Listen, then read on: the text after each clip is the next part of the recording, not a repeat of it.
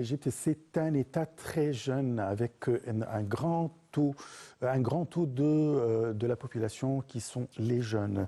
Les jeunes représentent environ 60% de la population totale de l'Égypte. Ainsi, l'État en dépend pour mettre en place ses plans de développement durable.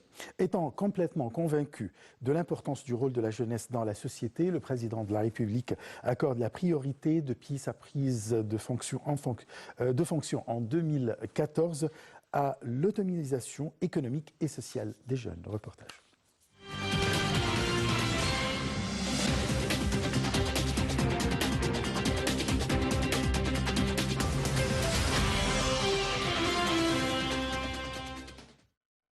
L'État égyptien œuvre activement à créer des emplois pour les jeunes et à absorber l'augmentation annuelle de la demande de main-d'œuvre. Et ce, en encourageant les investisseurs à établir de nouveaux projets et en accordant des prêts aux jeunes via la Banque centrale, chargée de fournir 200 milliards de livres égyptiennes, conformément aux directives du président de la République, pour soutenir les petites et moyennes entreprises avec un bénéfice de 5% seulement. Le ministère de la Planification a lancé en 2017 le projet Pionnier 2030 dans le cadre de l'intérêt manifesté par l'État pour soutenir les jeunes en soutenant l'entrepreneuriat et les jeunes entreprises afin de les aider à créer des emplois pour eux-mêmes et pour les autres. Le projet vise à permettre aux jeunes d'établir des projets privés, de consolider et de soutenir le rôle de l'entrepreneuriat dans le développement de l'économie nationale et de la diversification des sources de revenus grâce à la mise en œuvre d'axes de projet.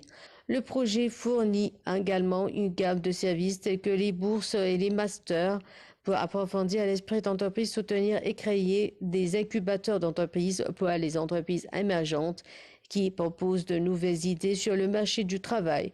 Le projet vise à stimuler et à enrichir la culture de l'innovation et de l'entrepreneuriat en Égypte en développant un système intégré d'innovation qui deviendra la pierre angulaire de la République arabe d'Égypte conformément à la vision de l'Égypte pour le développement durable à l'horizon 2030. D'ici 2030, la société égyptienne sera une société créative, innovante et productive pour la science, la technologie et les connaissances, caractérisée par un système intégré qui assure la valeur de développement de l'innovation et de la connaissance reliant les applications de la connaissance et les résultats de l'innovation aux objectifs et défis nationaux de sorte que l'Égypte devienne l'un des 30 premiers pays de l'indice de compétitivité mondiale 2030. Pour encourager les jeunes et les investisseurs, l'État égyptien a attribué des terres dans les gouvernorats de la Haute-Égypte, de Beni Suef jusqu'à Aswan. L'État a défini un plan pour le développement des actifs de chaque gouvernorat, des ressources et des opportunités d'investissement permettant de créer des emplois pour les jeunes. Des plans ont également été élaborés pour le développement des petites et moyennes entreprises et la promotion de l'artisanat dans la région.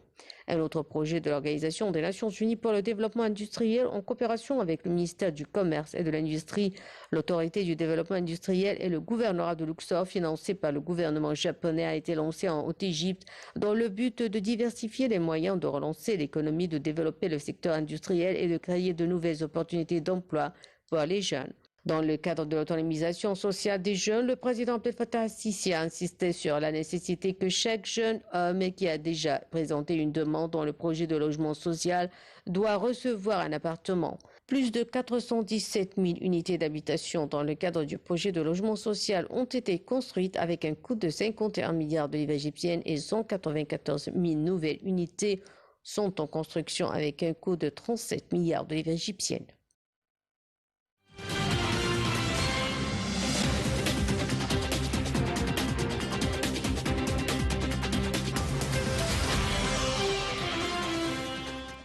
Et pour parler de ce sujet, nous avons le plaisir d'accueillir au bout du fil Monsieur Ibrahim Arsalan. Vous êtes directeur de développement dans une chaîne alimentaire. Bonjour. Bonjour. Est-ce que vous pouvez nous parler de ce que l'État prépare ou fait pour les jeunes? Monsieur Ibrahim? S'il vous plaît, vous pouvez répéter une autre fois, s'il vous plaît? Oui.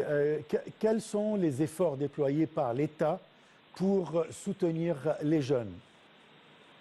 Oui, l'État égyptien a travaillé au cours de la dernière période pour donner la priorité au développement des bidonvilles et changer complètement la vie des personnes à faible revenu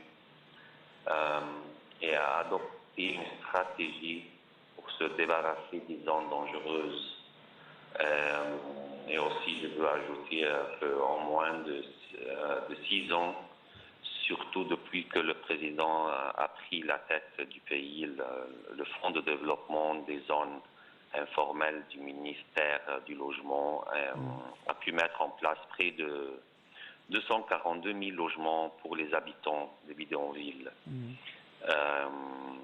Et depuis que le président aussi a donné la priorité à ce dossier, et toutes les agences de l'État ont travaillé côte à côte pour terminer ce dossier et offrir une vie décente aux habitants de ces zones. Parlez-nous de cette grande initiative ambitieuse. Qu'est-ce qui se passe? Pardon, vous pouvez répéter parce que j'ai pas bien entendu. Oui. Le projet Vie décente. Alors parlez-nous de ce projet. Je veux dire des exemples comme le village aux régions de Selban et le développement des zones, Sharm el-Sheikh, Raouda au gouvernement de Médina et aussi au Sharm el-Sheikh,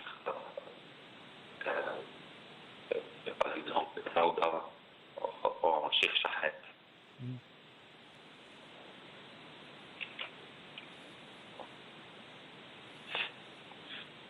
Monsieur Ibrahim Aslan, vous m'entendez? Oui. Alors je parle du projet de vie décente qui va changer complètement ou bien rénover, aménager plus de 60% des villages égyptiens. Alors, que pensez-vous de ce projet?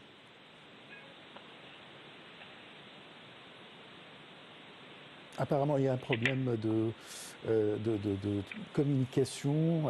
Alors, je remercie Monsieur Ibrahim Raslen, qui est le directeur en développement dans une chaîne alimentaire. On se retrouve juste après une petite pause.